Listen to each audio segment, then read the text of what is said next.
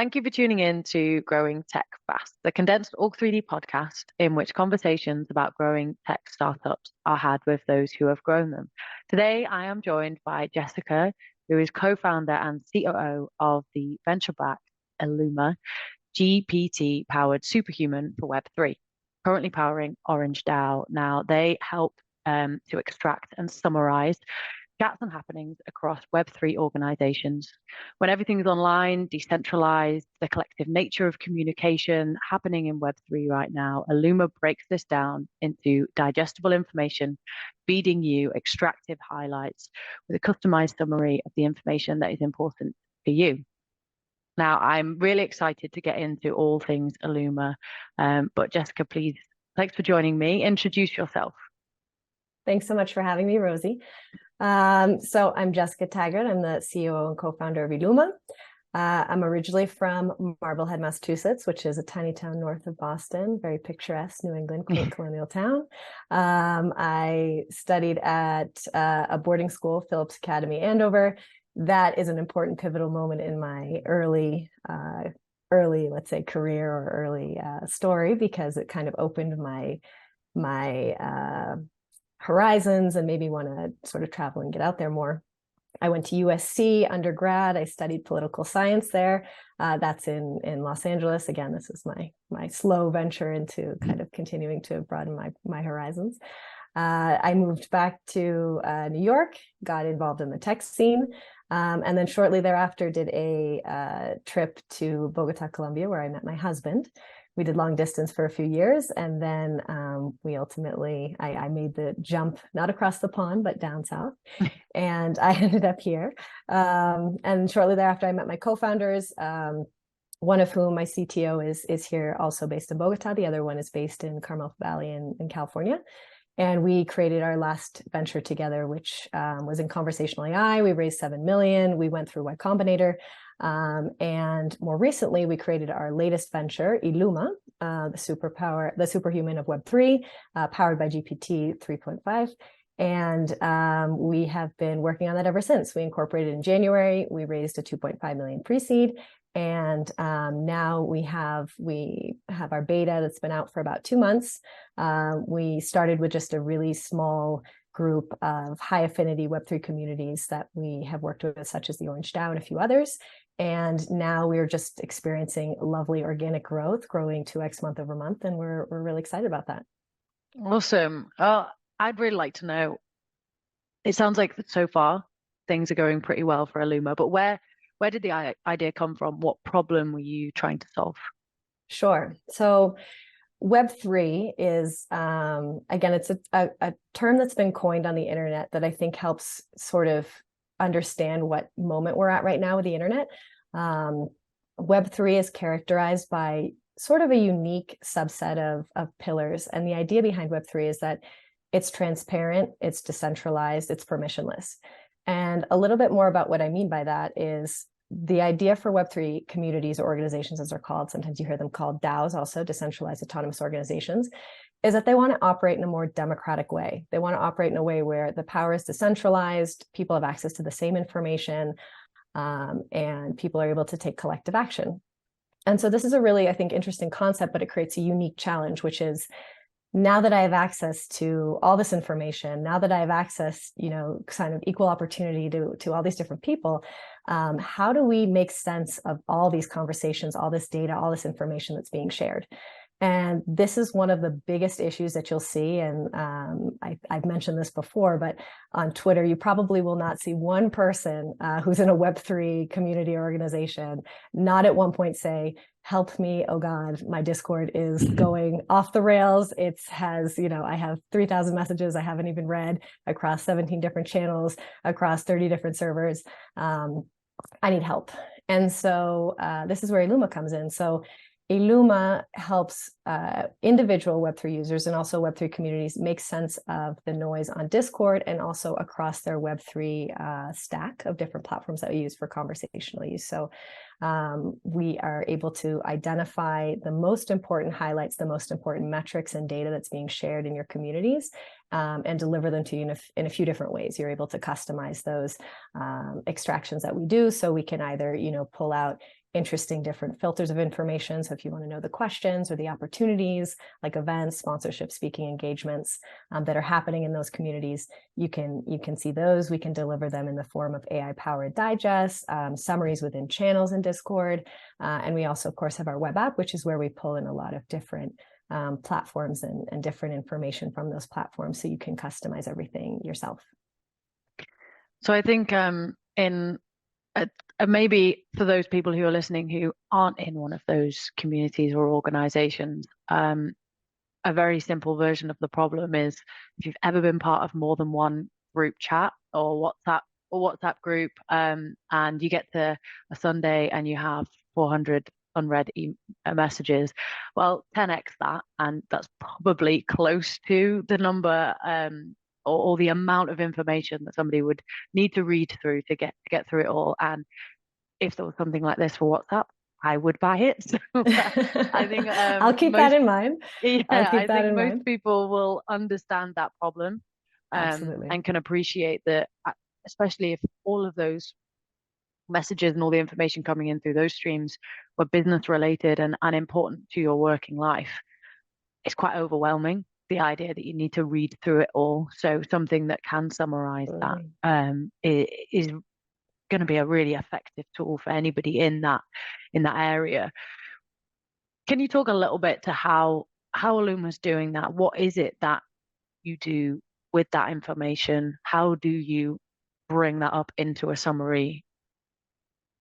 Absolutely. Sure. And WhatsApp actually is one of the other channels that we're considering. It's funny that you mentioned that, because we have we have a big stack of things to get to first that are, let's say, a little bit more Web3, that are more the platforms that people are sort of banging at our doors and asking for. But WhatsApp is one, because so many people do use it now in a professional sense. The close competitor, also Telegram, is one that we have on our short list, because a lot of Web3 communities prefer that in terms of it being a little bit more secure. But the WhatsApp is definitely on the list, especially now because they've created forums, which allows them to bring in more content and have bigger audiences as well. So the AI that we actually use is GPT 3.5. It's an AI model that is from OpenAI. And essentially what it's been around for several years, but this most recent model has just made a really big jump and a leap in the abilities of what it's able to do. Obviously, there's always more to be, there's always something left wanting. You're always wanting a little bit more accuracy here, or a little bit more information or context here, but it's a really huge leap. I think a lot of people more recently have seen Chat GPT popping up everywhere as people start to test that platform that's out also by OpenAI. And so we leverage that technology, which is the model that allows you to basically do a bunch of different things with information. You can either input like certain keywords or small amount of text, and it will generate long form content, or you can input long form content and it can provide summaries, it can transcribe, it can do a bunch of things. We mostly use it in this sense to be able to summarize more long form content. We also have an AI layer that is our own sort of proprietary AI that we use in combination with GPT, and that allows us to be able to extract that information. So we have a bot, for example, for the specific case of Discord, we have a bot that layers over your Discord community and sits on your server, and it scans your open channels, the public channels on that server, and it picks out and identifies certain information based on certain criteria. And that's the AI that we've built. GPT, we also use that sort of to augment what we've created, which allows us to create those summaries that are super valuable, because again, who has time to read, 700 rows of chats that are happening across different channels? So we're able to use that also to leverage just GPT in general, and be able to kind of create those really nice summaries that with what we're extracting ourselves, like I mentioned, you can filter for different information. We can also provide that back to the user in the format that they'd like to be able to have it, wherever they'd like to have it, in just a really nice, simple few sentences. so that, like I mentioned, we can put that in a newsletter, if you want, and that's fully, again, powered and generated by AI. Those are not newsletters that someone is sitting behind them and creating them.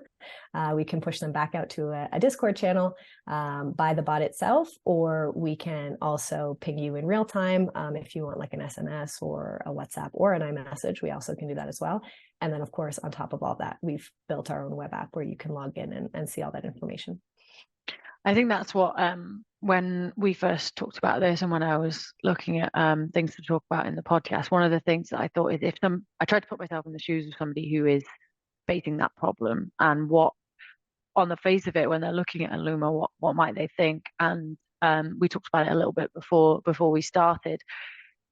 I guess somebody looking at it thinks, oh my God, that's more information to read. Like how's that going to help? But what you spoke about in terms of it being so customizable, and I guess it's up to the individual what comes up in that, in what format, in what way. It's not like once you sign up and you set everything up, they're going to get the newsletter, text, WhatsApp, that everything comes through. So Yes. how customizable is that? Like if somebody is in different positions within, as in they have different responsibilities of what they're contributing to, can they alter in terms of what information will be served up to them? Yes. Yeah. Everything is 100% customizable. And to your point, I don't think anybody wants to be like, pinged on as a text every time they're mentioned in an opportunity, and it's an email, and they're getting a digest, and they're also logging into the app. I think that's unrealistic. We created real-time notifications, and we created email digests as an alternative for people, knowing that at this point in juncture, like at this point in time, they probably don't want another web app that they have to log into to then be able to understand just their Discord. And so while we create that adoption, what we found super valuable and what our users right now are really loving are the daily summaries or the weekly summaries that our AI generates and sends them. And so they can customize a bunch of different things within that. They can customize if they just want to receive, for example, like I mentioned, we have different filters. So if they just want to see like, well, what opportunities are people sharing on the different channels that I'm a part of? They can just receive those. If they want to receive just @ mentions, a ping on text every time someone @ mentions them in a specific server in a specific channel, they can do that. If they want to be pinged every time there's high activity happening in a channel, so a quick discussion is happening and a lot of people are chiming in and, something is happening, they can also do that. So they can customize it a lot to their liking. And I think that's also really important is I don't want to make a shift in terms of how people interact with Discord. I think Discord is such a powerful tool, but it absolutely requires something to augment it because there's just such a fire hose of information happening. And so this is a really powerful tool for people to be able to use to say, well, what is important to me? What kind of information do I want to receive? And the other one that we've found is really interesting is, so our bot, which I mentioned that sits on top of Discord, it pushes back out summaries to the user themselves or to the community. So one of the things that the bot does is has its own channel that's called Iluma Insights, or you can customize it, the communicate can customize it to say whatever it wants. It pushes out those summaries, daily, weekly summaries, summaries when there's, new members that have just joined the community, different sort of data, different insights. And that's kind of like your running stream of, okay, if there's one channel that I need to check every day to know what happened in this community, it's Iluma Insights. And I think we've gotten a really big, overwhelming positive reaction to that. So that's been really exciting as well. Where we want to bring the web app ultimately is to be able to really summarize everything that's happening across all your Web3 stack. And what I mean by this is, so Web3 communities, like I mentioned, they're decentralized, right? So a lot of them are voting. They're voting on different proposals or different decisions. That happens on another software. That can happen on something like Snapshot, which allows people to actually vote with tokens and have results, and everything's published there. We can pull that into Iluma also and give you a snapshot of your snapshot. We also can give you a snapshot of the different proposals that are being put forth. So when people put forth a proposal, it can sometimes be like another long form thing, 3 pages to read. Our GPT-powered AI can also give you just a summary of what that proposal is about, and you can go and set a reminder to go and vote on that. We can bring in also summaries of transactions happening inside your community as well. And then we can bring in also additionally, if there's something interesting happening on Twitter in a specific keyword and you want to also put that into your Iluma. So we can be pulling in not just from Discord, but actually a host of different platforms that are important for your community and for you as a user to know, like, okay, what happened today? What, it's almost like my snapshot dashboard of like, what are all the things that are going on? What do I need to know? What's most important for me to start my day? Yeah. And I think one of the things that is so interesting about Web3, but actually it doesn't result a problem necessarily, but what you're doing creates a solution for the vast majority of people in different points in the year for different people. So for anybody listening who doesn't maybe know the full scope of what a Web3 community is, something that's very easy to take in is that they are often completely remote teams of people all over the world tuning in at different times and contributing at different points in the day for a variety of different reasons. It can be time zone, but also we have so many culturally different holidays and different things that people celebrate. And because there's so much information, switching off is sometimes really difficult. And being able to walk away for 2 days and come back to it with these summaries, with the insights, makes taking that time off a little bit easier. And when you're working in a group where, and actually one of my clients was facing this problem, is how do I get these different groups to collaborate and be able to take time off when it's a different holiday, or when they're coming back to work from a bit of time off. How do they then like not become completely overwhelmed and spend an entire first day doing admin? It's Absolutely. okay, here's your summary, here's what you need to know. And especially if you know that holiday is coming up, you can customize that and you can ask for a little bit more information than you would do in an everyday situation. So that's why I think it's really interesting and takes us quite nicely into a part of this podcast, which is what on earth is Web3 for people who are just getting into it, or maybe they are thinking about it, but again, look at what it takes to be in those communities and think, hey, I don't really understand. This feels a little bit overwhelming. And Jessica, I think you're probably one of the best people to talk to about this, given your background and your experience. Can you tell me in layman's terms, and maybe not a 2-year-old explanation, but a really simple version of what is Web3? Of course, I will do my best. Web3, I think unfortunately it got a bad rap of being unnecessarily complicated to understand. But it is actually, in terms of conceptual wise, I think it's actually quite easy. So to understand Web3, I'm going to go back and explain a little bit more about the different stages of the internet. So why Web3? There must be obviously a Web2 and a Web1 that come before this. So when we think about Web1 is like your first version of the internet. This is the earliest. This is like 1990 to 2004, 2005. And I don't know if you remember this, but when I used to do like dial-up internet, AOL, hearing, exactly, the fax line. When you used to go online, it was to specific websites, and it was really just to learn. You weren't really engaging in a lot of content. You were really just going to maybe read, learn, maybe interact in one way, but not really produce any of your own content, or really much you're just going to sort of read about something, let's say. In Web 2, which is more the rise, I think, of the social media platform, and this happens more around 2004, 2005, and this continues on to present day. This is where we actually created a read and write internet. And what I mean by that is you can go and obviously read and learn everything on the internet, right? But you can also create content. So now as a user of the internet, you can go to YouTube, Twitter, Facebook, Instagram, whatever it is, and you can post beautiful pictures or share your, ideas, or create a video, or, establish a brand. You can do a lot of things. You can also interact with other users.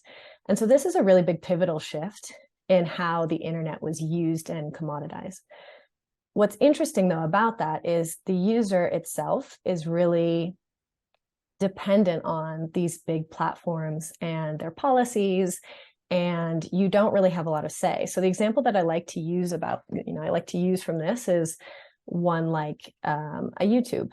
A YouTube, you could have a great channel that produces a lot of great content. Maybe you have great videos that bring a lot of eyeballs, and you have a strong viewership. But at the end of the day, ultimately, you're going to be dictated by YouTube's policies or, what they deem as acceptable content. And so you might, from time to time, depending on the topics that you have, it might wander outside of that realm of what's acceptable.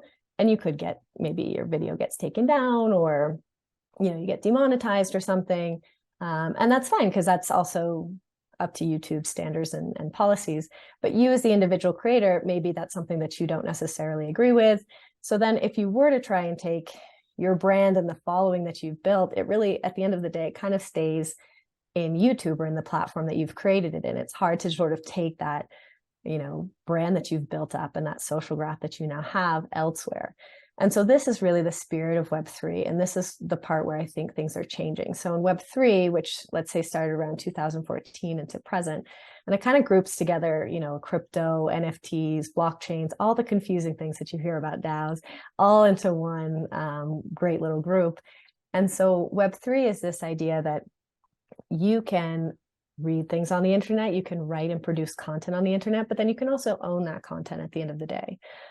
So what you put out there in terms of, videos, photos, imagery, content, ideas, actually stays your own, and you can take that wherever you go. I think, again, like Web3 gets a bad rap sometimes, in the sense that some people think it sounds very complicated, blockchain, that sounds very, confusing. The technicality of it sounds confusing, but at the end of the day, it's all built around this idea of ownership and transparency, and having that, if there's a transaction that happens, or if there's ownership that happens, it's all recorded online. And that's, I think, the difference with it. So with Web3 communities specifically, like shifting back towards, what we've been talking about, and Web3 organizations and communities, often called DAOs, decentralized autonomous organizations, those principles of transparency, permissionless, meaning that you don't need to ask permission to have access to a certain file or certain information. Everyone should have access, and decentralizing power so that more people can partake in decision making, or be empowered to create their own content and own that content. These aren't new radical ideas. These are ideas of democracy at the end of the day. And I think that that's a really powerful change that we're starting to see. And I think that's what makes Web3 so exciting and so attractive to so many people. And another way where it makes it really indestructible. I don't think this is going anywhere. I think a lot of people at one point thought, crypto's a phase, or this is a phase, little rebellious group. And I really don't think you can say that at all anymore, because it has such an overwhelming following. And even every bear cycle that comes, people are even just doubling down, tripling down, because they feel like this is such an important part of where the internet needs to go, to make it to that, next stage of ultimate transparency. Yeah, and I think to add a little bit to that, and maybe an example that it is like a real life example of it, and why I think quite a few like famous names have got involved in Web3 in various different forms, because for your entire career, or what you have created and what you wanted to put out there, for that to be owned by somebody else, and the kind of realization that it is owned by somebody else, and you actually can't take that further, or can't take back control over it, given today's world and what can happen to people's like careers and what they've done. If you think about artists, I think artists are the easiest one to digest in the brain, that if you don't own the rights to your work, somebody else does, and they could do whatever they want with it. And actually, that's why a lot of artists have gotten on this, on Web3s, on NFTs and things like that, because it's giving them an ownership that they've not had before. I think the only time where it's come close is like people who literally paint or draw things, and it's owned by them, but once it's sold, it's not. And this is an option that allows people that control, which should be exciting, but for some people that's terrifying. And for some people to think about their business as an example, to move from Web 2 to Web 3, and to think about taking on the true meaning of a democracy within that. For a lot of people, that's absolutely terrifying. And to be so open, to be so inclusive, and to allow like the voting, for example, moving on new policies or moving on a new process, and that everybody can vote on that. Not everybody has to, but everybody can. That's really scary for a lot of people, especially business owners. And something that I thought was really interesting about when we first met is that you took a company from Web 2 to Web 3. Culturally, that's got to be a huge shift. Can you tell me a little bit about that? Yeah, sure. And I mean, I understand. I think, again, to your point, I think not everybody is going to be, not every company also has to operate as, a Web3 company does. I think you'll always see a continuance of the LLC, the corporation. I just think DAO is really going to be another version that exists. I think that's going to be another choice that business owners can take.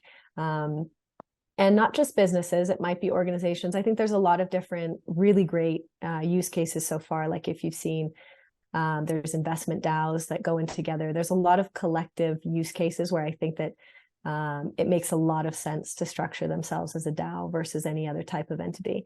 And I just think you'll start to see that more and more. The great part about Web3 is there's still no set rules. It's not like you have to make it set up in a certain way, and I think this is really an interesting piece too, where that part that you mentioned that could be scary of, how am I going to give everyone in my company a vote of, what happens, or, what they don't have all the information I do, they don't have the experience I do. What does that mean? I mean, first of all, if you feel that way, you probably don't have the right team to take them into a Web3 style organization anyways.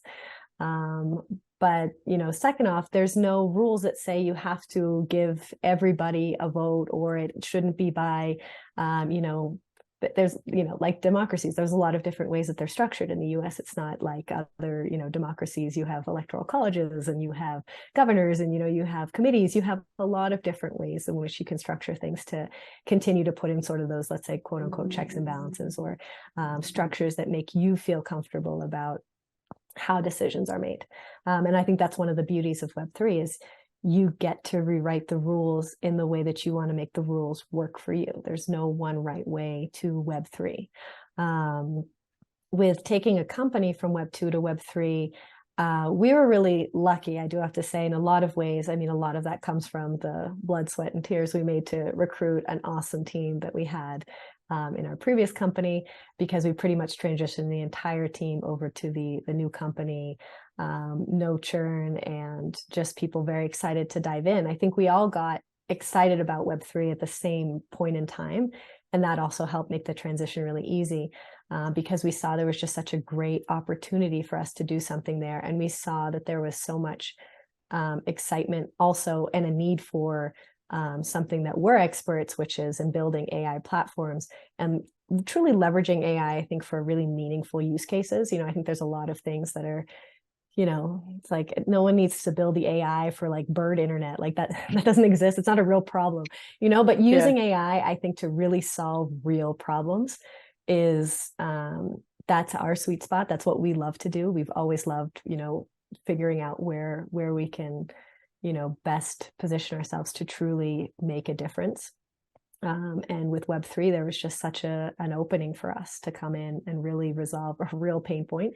And so that's, I think, what really drew us into Web3. And culturally taking us into Web3 was, it wasn't a big shift. But again, I say that's because I think of a lot of the work we did on the Web2 side, which was just building a very, a small team. We're under 10, but a team that is very open, over communicative, cameras on, kind of all the great principles of remote work that you have anyways. We put that, into practice also in Web3. I think talking about remote teams, I think a lot of us have had to get used to that recently. and not everybody has had that experience of remote teams prior to COVID. Even some of the large tech companies didn't even do it then. We're all forced into it. But you've said before, you've had remote teams for around like best part of 10 years. And it's interesting, I think, to know from your perspective, the different challenges you've faced, and actually, are there different ones now to back then, besides internet and maybe like video camera issues, but like from actually motivating the team and having a successful workforce remotely, have the challenges been different? Do you see the same problems? I think I see the same problems. I mean, it depends. For our, I can talk to our specific team, and then I think I can mention maybe like Web3 as a whole. With our specific team, and we've been remote for, I would say, around 7 years now. I could almost say we've always been remote, because we've always had a few team members that are remote, but we did have an office at one point. But I think it was around 7 years ago that we killed the office and we all moved, to our respective homes. And there's such a beauty in remote work, but you do have to know how to do it. With our team specifically, something that was so important to us, and I think something working with a lot of engineers, is that they really value their own space, to be able to, code and concentrate and do the actual execution work that they need to do. It's so critical for them to have their own sort of setup and feel really comfortable in that setup. And since at the end of the day, we are, an engineering first team, we actually, one of the reasons why we let go of our office was because they were hating they're hating commuting every day, having to always sort of be in transit, wasting time. And then in the office, it's a distraction. So we're like, all right, we'll try it for a year. We'll see how it goes. And I mean, after 3 months, we were all like, yeah, we're never going back. That's never going to happen. And I think we all just got like, we had to obviously instill, certain practices that we still have to this day. And I think that's why we're very successful as a remote company. But we all just felt found the beauty in being like, wow, I can, I don't have a commute. I can work from whatever environment is most conducive for me to work in. And we set in the best practices, which we are like cameras on company. We're on Discord now. We've used Slack in the past, but we're always on Discord. We're always available. We set time, sort of a working time hour, although sometimes we are outside of like normal working hours, but we do have a set hour that we all have to be online and available. We're over communicative. We communicate too much about where we are, what we're doing, who we're seeing, what we're thinking. And we will spend time, I think, with our early recruits. So when we hire, to keep this culture flourishing, we have a very strong recruiting process. And that, I think, also has contributed to us being able to actually bring people into this culture we've created, because we are very close and we have a very tight-knit feel, even though we're all distributed. And I think part of that is because with that, with those criteria that we look for, we're really specific. We know what makes it work. We know who we like to work with. We know what attributes they need to have. And we know without those attributes, and I'm not talking technical skills, I'm talking very soft skills, we know it won't work for us because we have a certain culture that requires those things. And those are, they can be anything under the sun. One of the biggest ones is attention to detail. You have to be detail oriented. If I'm not hanging over your shoulder watching everything you're doing, I need to trust that you're triple checking things, that if you don't feel comfortable with something, that proactively you need to go find somebody else to check your work, because I expect, excellence and nothing below. And so those types of things that we've instilled in the company really helps us have that sort of strong cultural affinity. We also meet up in person. It's not like we're like anti being in person here. We do see each other, and we do enjoy seeing each other. But yeah, we've created a really great structure, I think, for working remotely. So none of us kind of want to turn back the clocks and go back. How do you add someone to the team when it is completely remote? Does that person get more time, like on a call like this? Because for me, it's thinking about how we bring someone on, how we train them up. to do that completely remotely, I mean, we did it. We did it during COVID, and it was successful. But it's almost like now you're out of that space. It's how how did we ever do that? So what happens when somebody starts on their first day? Sure. We are on them like a hawk. I have to say, we will, I mean, even to this day, it stresses some people out to hear this, but I easily have like 7-hour calls some days where I'm literally just sitting on a Zoom. People come in, people go out, we eat lunch together sometimes, we chat, someone takes a call, someone comes back. And it's like imitating sometimes a working environment, because sometimes, especially with companies like a startup, we move so quickly. You need that many touch points. Like I can't just assume, sometimes from 9 a.m. to 11 a.m., we've changed completely what we're focusing on for that day. And so having that face-to-face camera time is so important. So with new recruits, it might feel a bit intense, but for the first few weeks, sometimes we'll just sit on a call and I literally will have them screen share with me and we'll just sit for hours and we'll work together. And I'm sort of, mimicking being over their shoulder next to them, working with them. And through that, there's just a lot of, I don't know what's that word, like symbiosis or whatever, like when you exchange information, you have a lot of that kind of artificially created by being on Zoom, because you're able to sort of, I happen to share, recent ideas that we're talking about, or I'll invite another teammate in and they hear what conversations we're having. And all that like extra exposure just gets them ramped on so much faster. So we really try and include that person as much as possible. And again, sometimes overloads them with just being with us on Zoom calls as much as possible, to be like fly on the wall, picking up on things, but also let me screen share, let me see what you're doing, let me tell you how we do it, let me show you how it's done, to avoid that sort of issue that sometimes you find later when you're like, oh, they're fine, they're just working away. And then you're like, shit, 2 weeks later, okay, no, they have no idea what they're doing. We plan for that. We assume that's going to happen. So we kind of nip it in the bud and we force a lot of face time. Yeah, I can imagine actually that you end up taking on more information, because when you onboard someone in person, you kind of say, okay, here's how we do this. You go and do it for a bit and then come back and show me the results, and then we'll go back through the next thing. And actually, you could learn a lot more if they were listening to your day entirely, or if you were walking them through a problem completely how you would do it, and then bringing someone else on and how they would handle that problem. So I can see how actually that can be really effective.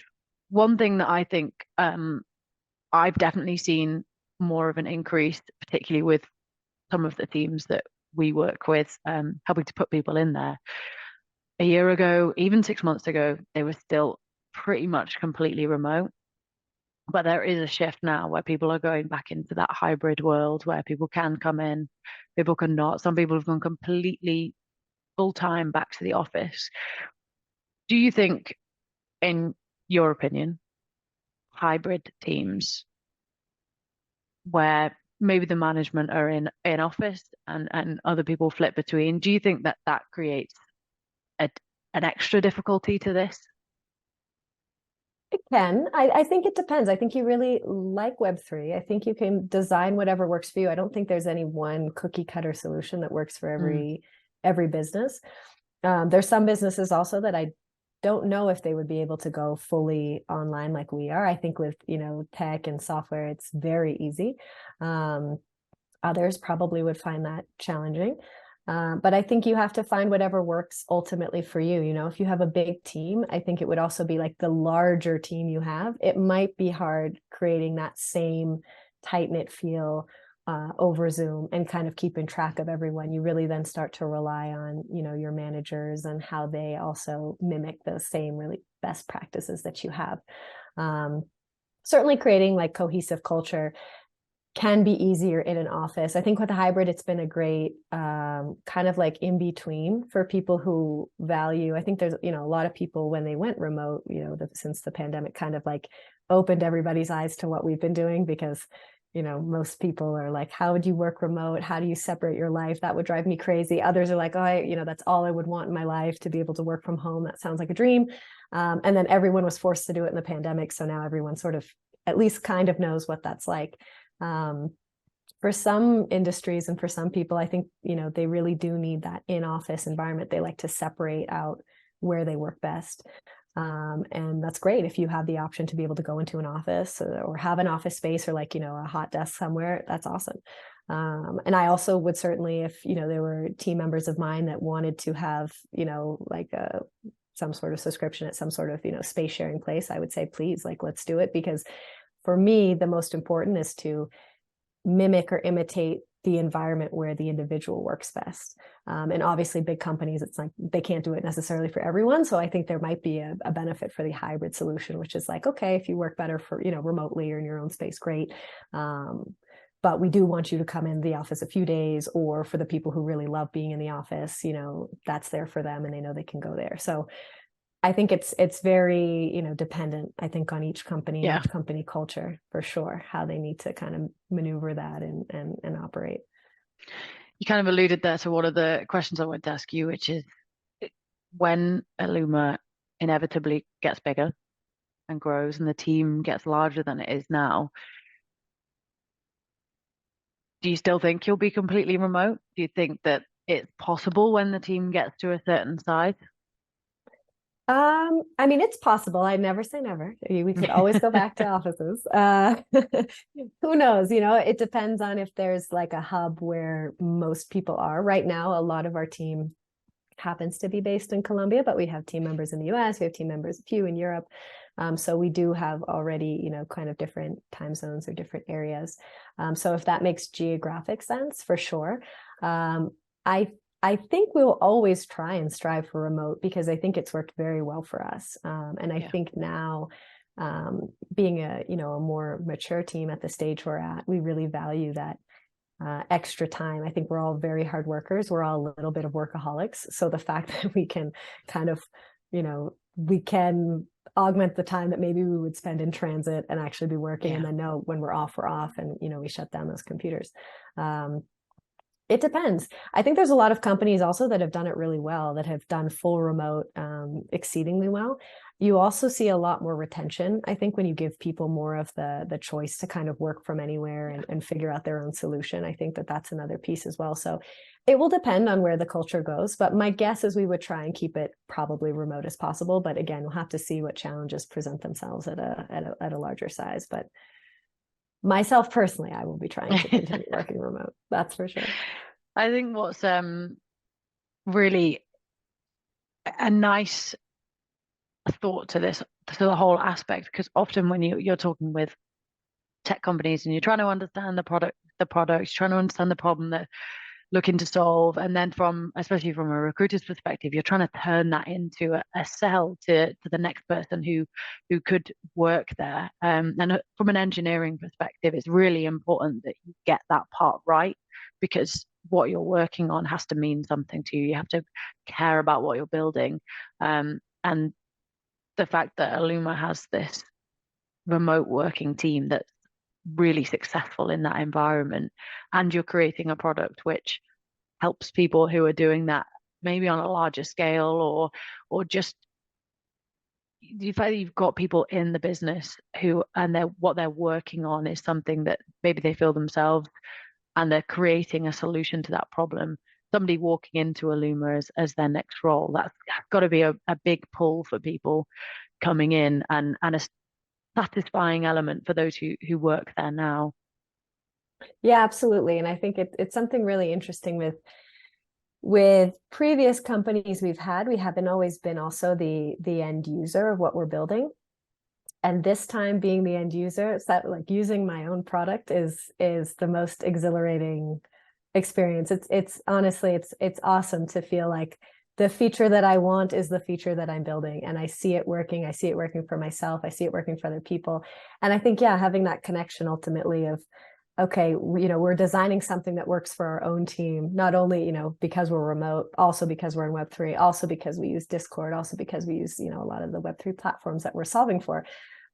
it is very special. I think it's something that really also kind of doubles down the motivation, because you feel like, oh wow, I'm building for me, and me is now, like it's a whole group of people. It doesn't feel like a case of one. This is a huge, community that I'm trying to solve for. So that's been really special. What's next on the horizon for Iluma? Oh, so many things. 2023 scares me in so many ways. We have our roadmap grows by the day. Definitely a few different things. So one is obviously just sort of digging deeper into what else we can do with our AI. Applying it to a lot more channels. So we're focusing a lot on integrations, I would say, in the next few quarters. So some of the things, like I mentioned, if you want to also, within your Iluma web app or environment, if you want to be pulling in insights that are happening in, the voting applications that you're using, or this, safes that you use for token management and understanding what transactions are happening. If you want to bring in your chats on Telegram, if you're following someone on Twitter and you want to know every time they mention a keyword about Discord or DAOs or whatever, all those things, bringing that into Iluma to really kind of build out that 360 of, okay, what is the most important thing that's happening? What's kind of going on? Giving, that user and community level feel of like a bird's eye view of what's happening and the most important information. That's definitely going to be the focus for early next year. And also fundraising our seed round. We're going to head out to the investment scene starting early January, February. So we'll be raising our seed round early on as well. So that always takes time. But yeah, that and focusing on all these awesome features in our product. Cool. Well, it sounds like 2023 is definitely going to be a big year. I think it sounds like there's some really exciting things on the horizon. I'd love in a year's time for us to revisit and talk about all the things that you've added in since we last spoke. Absolutely.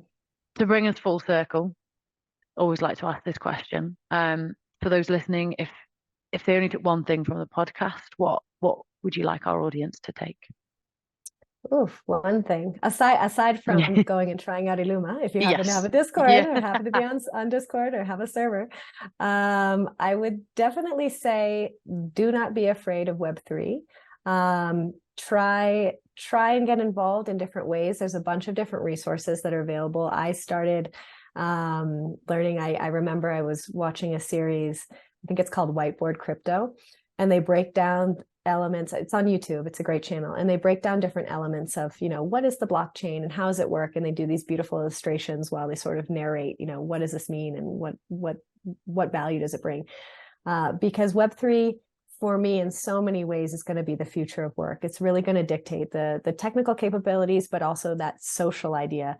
I 100% believe and am convicted that this is going to be what work looks like. If it's in, 3 years, 5 years, 10 years, 20 years, I'm not exactly sure when it will happen or how quickly it will evolve, but it is, something that I'm absolutely certain of.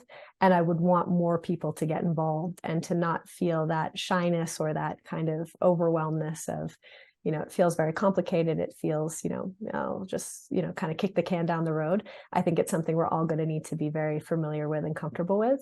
And so, dig around. There's great resources out there. I'm also a member of a community called BFF, which is one of the biggest communities online, Web3 communities for getting more women and more minorities involved in Web3. It's awesome. It was started by a lot of celebrities. So you'll see there's like Mila Kunis, Gwyneth Paltrow, so sort of splashy names to add excitement. But they do some really amazing things, really great partnerships and really great coursework on how to get involved and how to sort of get started. So it's not as overwhelming as you think. There's a lot of great ways to sort of get onboarded onto Web3. So definitely go and start your journey. Brilliant. Well, Jessica, thank you so much. When we put this out, there's going to be things in the comments and in the post. So anybody who wants to check Iluma out, go do it and check out that group. It sounds like a really great place to get some information and some help getting into Web3. So thank you. Awesome. Thanks so much, Rosie. It's a pleasure.